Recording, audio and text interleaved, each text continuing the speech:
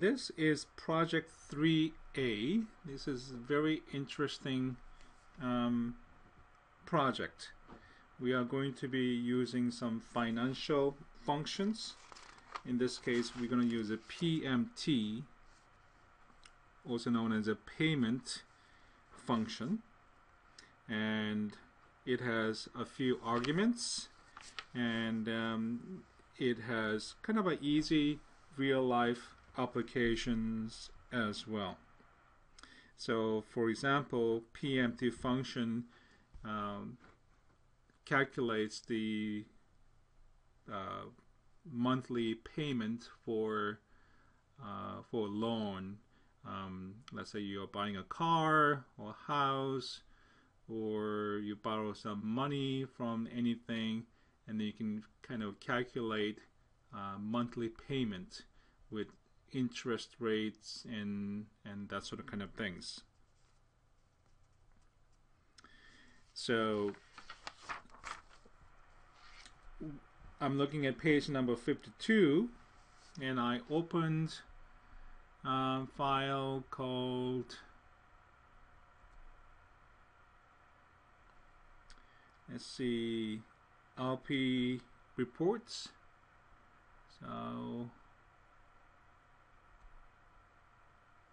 going down, I opened this LP reports, and then I saved it as file, save as L1C2P3, as in project 3, LP reports.xlsx. Again, I do not type it in dot or period XLSX. That gets added automatically by Excel.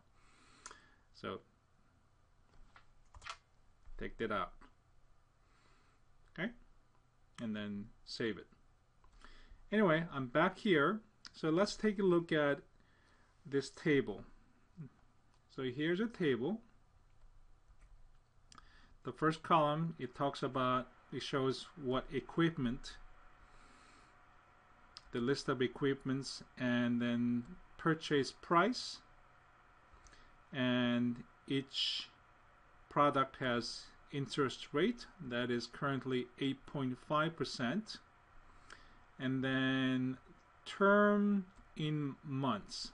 So what does that mean? So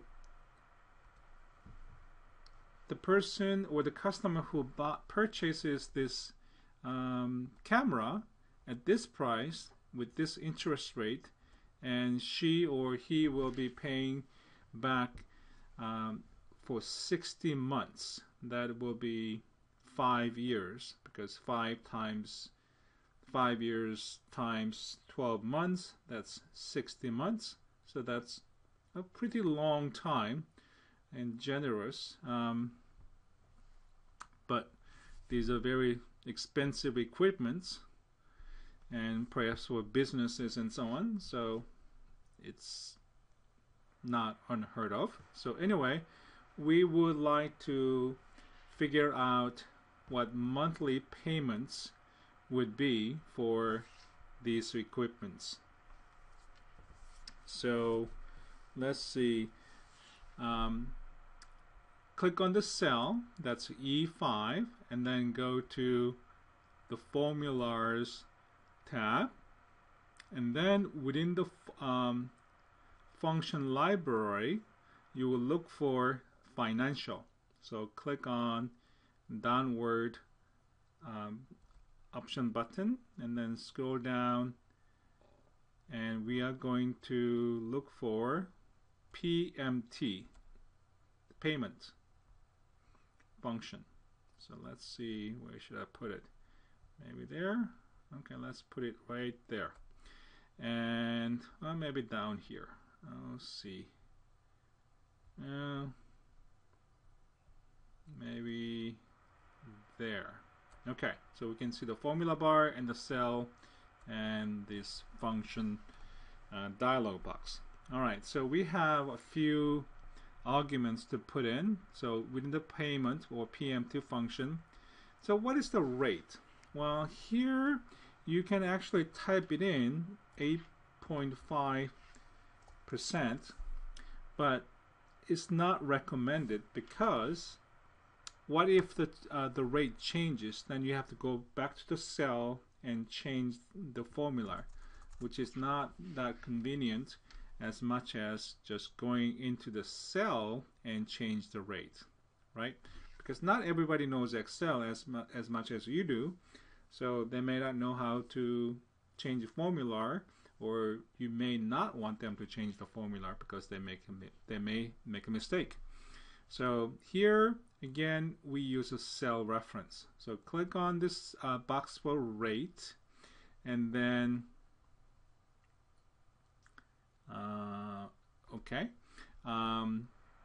click on the cell, and then click on the cell containing the rate, that is C5. So put the cell reference of the cell containing the interest rate. Okay. The next one is NPL. That's a number of payment periods. So how many times are we paying, or how many months? So okay, down here it also explains what PNPL is. PNPL is a total number of payments for that loan. So where is that data? Well, it's right here. Right there. Okay, so that contains a 60. That's a 60 months, and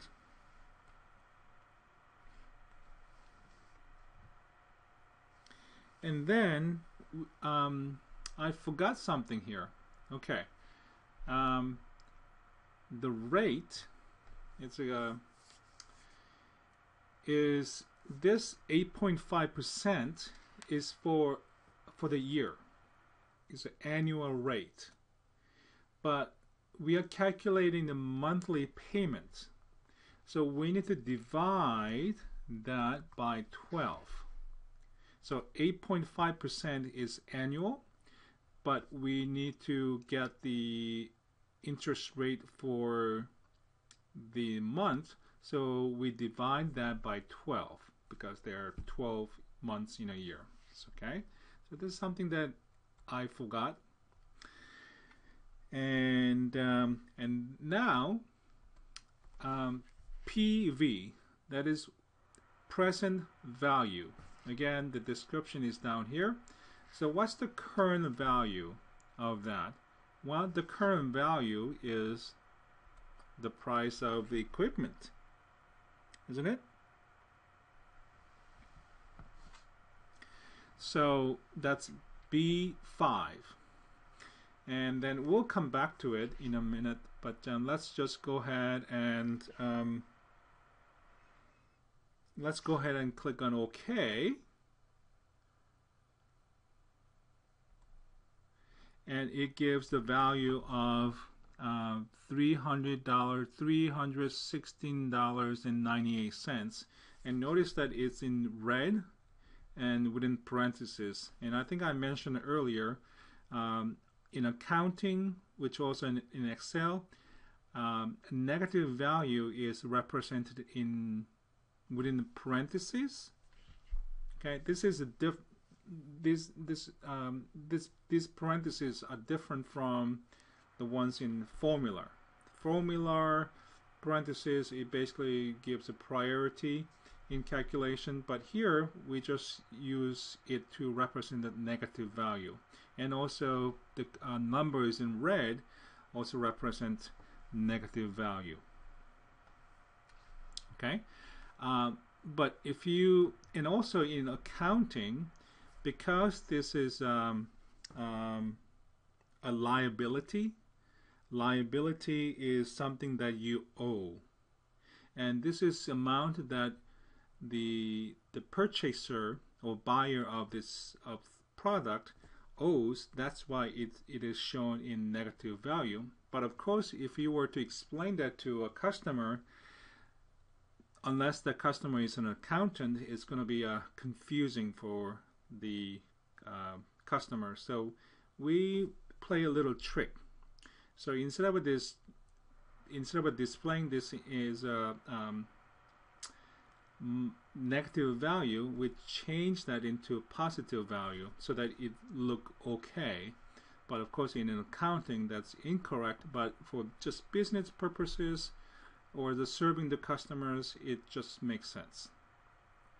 So let me go back and then click on Insert Function, and that will bring back this dialog box. And then here, we just in front of B5, we'll put a minus sign, which means also negating, or basically it'll make it negative value. Okay, so the present value is not $15,450, but it's a minus. But it will convert. I'm going to click on OK. It converts the monthly payment amount, and it'll look positive. Okay, so less confusion for non-accountants. Okay, and I'm gonna do the autofill. Well, let me do the autofill in a minute. Okay, let me just move on. And total payment. So what's the total payment? So total payment is number of periods, or the months, multiplied by the monthly payment.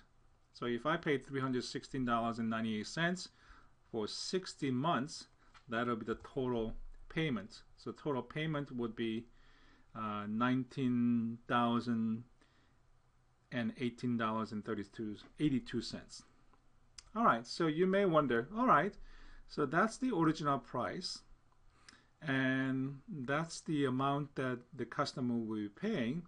And you may wonder, how much interest am I paying? So let's find out. Equal sign, the total payment with the interest rate minus the original purchase price, and enter. So the customer is paying about $3,568.82 in interest. Is it a good deal? Well, you tell me. All right, lastly, I am going to do the autofill. I can do autofill one at a time, like that, or in a little fancier way to save time, highlight the range of cells and then do the autofill this way. And look at the formula,